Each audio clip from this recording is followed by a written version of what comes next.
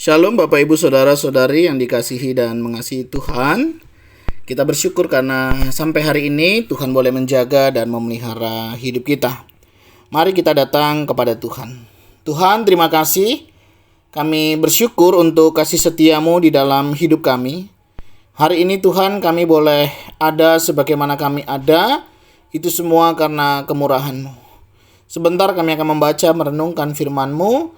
Kiranya Engkau boleh menolong kami untuk kami boleh mengerti apa yang menjadi kehendak-Mu.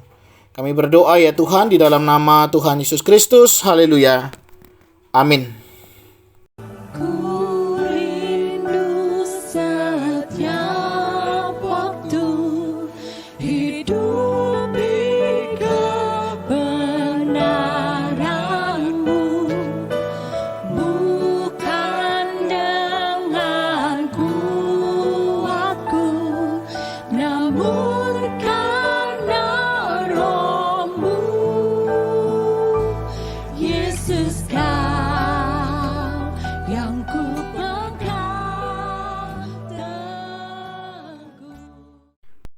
Ayat firman Tuhan terambil dari Matius pasal yang ke-26, ayat 17 hingga ayat yang ke-25. Saya akan membacakan ayat yang ke-21. Dan ketika mereka sedang makan, ia berkata, "Aku berkata kepadamu, sesungguhnya seorang di antara kamu akan menyerahkan aku." Amin. Demikianlah firman Tuhan, mari kita merenungkannya. Bapak Ibu Saudara, pernahkah Bapak Ibu dikhianati oleh orang yang ada di sekitar saudara? Bagaimana perasaan saudara?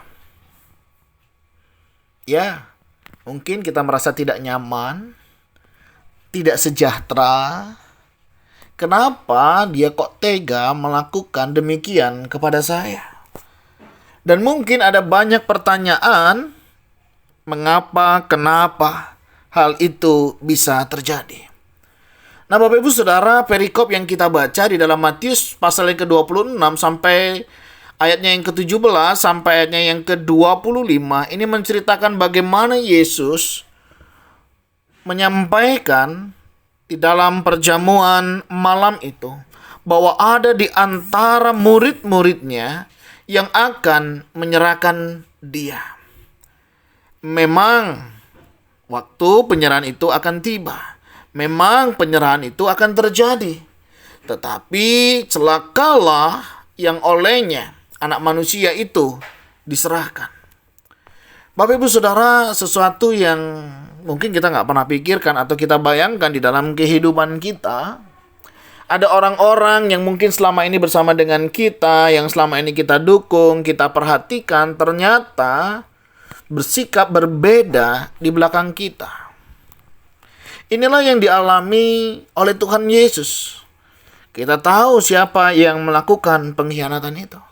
Dia dipercayai oleh Tuhan untuk memegang satu jabatan tertentu sebagai seorang bendahara.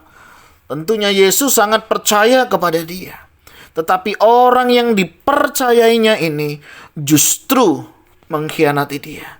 Orang yang dipercayai ini justru mengkhianati kepercayaan yang sudah diberikan. Bapak Ibu, tentunya hal ini bukanlah hal yang mudah ketika kita percaya kepada orang-orang di sekitar kita. Ketika kita memberikan kepercayaan kepada mereka, tentunya karena kita percaya, kita berharap orang yang kita percayai dapat dipercayai, bukan? Tetapi bagaimana ketika orang yang kita percayai ternyata mengecewakan kita, melukai hati kita, melukai perasaan kita. Apalagi Tuhan Yesus sangat sayang memperhatikan kepada semua murid-muridnya tanpa terkecuali.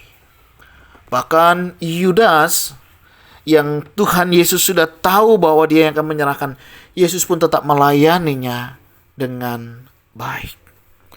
Bapak Ibu Saudara, memang bukan hal yang mudah untuk menerima kenyataan, di mana kenyataan itu yang tentunya tidak sesuai dengan harapan kita.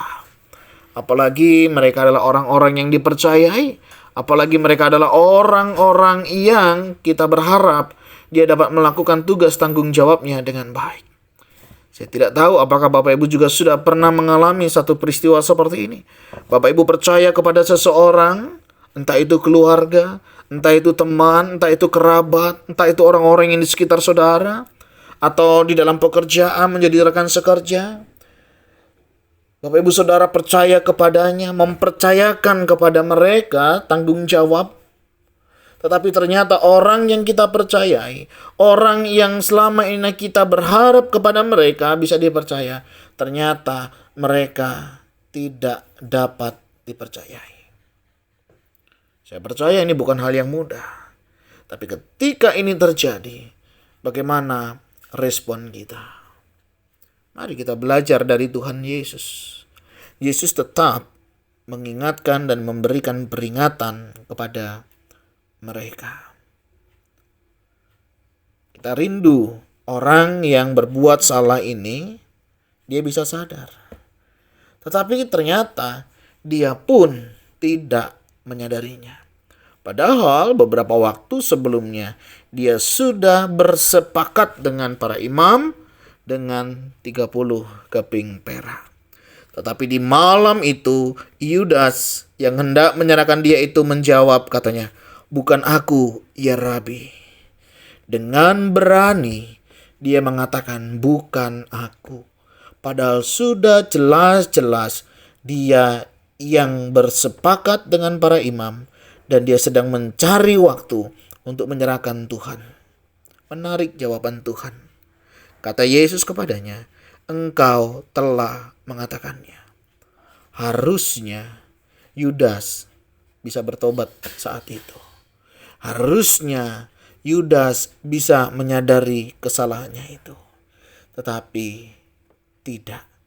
Dan kemudian Yudas pun melancarkan apa yang menjadi rencananya.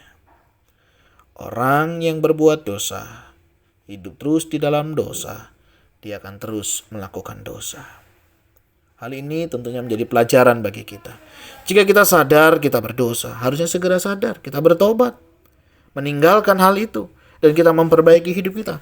Bukan justru terus melakukannya dan mengambil resiko di dalamnya. Apa menjadi pelajaran buat kita? Jika ada orang yang menyakiti kita, yang mengkhianati kita, yang kita percaya ternyata tidak dapat dipercayai. Saudara, mari kita belajar dari Tuhan Yesus.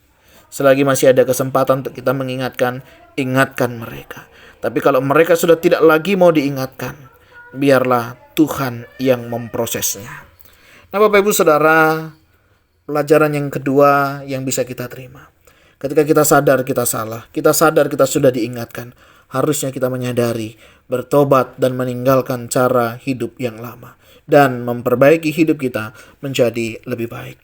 Bukan justru terus hidup di dalam dosa. Bersyukur kalau masih ada orang yang mengingatkan kita ketika kita berdosa. Bersyukur kalau ada orang yang masih mengingatkan kita ketika kita melakukan kesalahan. Justru kita harus berhati-hati ketika kita tahu salah, tetapi orang-orang di sekitar kita membiarkan kita untuk kita hidup di dalam kesalahan. Mari kita belajar dalam kebenaran firman Tuhan ini. Dan kita boleh belajar menjadi anak-anak Tuhan yang jauh lebih baik. Karena kita boleh sadar dan kita rindu hidup kita diperbaharui dari hari ke hari. Dan kiranya kebenaran firman Tuhan ini boleh menolong kita untuk kita melihat setiap kasih dan kemurahan yang masih Tuhan berikan di dalam hidup kita. Kalau Tuhan masih berikan kesempatan, mari kita gunakan kesempatan ini dengan baik. Tuhan, terima kasih. Kami sadar siapapun kami bisa jatuh. Kami punya titik lemah. Kami ada dosa yang terus membawa kami untuk kami hidup jauh daripadamu. Tapi kami bersyukur ada kasih karunia dari Tuhan yang memberikan kami kemurahan untuk kami boleh datang kepada Tuhan dan menyadari akan segala tantangan rintangan yang bisa membuat kami meninggalkan Engkau, terlebih kami bisa mengkhianati Engkau. Malam hari ini kami belajar dari kebenaran firman-Mu dan kiranya Engkau boleh menolong kami. Untuk kami ya Tuhan, boleh hidup seturut dengan kehendak-Mu. Kami serahkan hidup kami selanjutnya di dalam nama Tuhan Yesus Kristus. Haleluya. Amin. Bapak Ibu, demikian renungan kita hari ini. Kiranya boleh menjadi berkat untuk kita semuanya. Dan Tuhan Yesus memberkati kita sekalian. Shalom.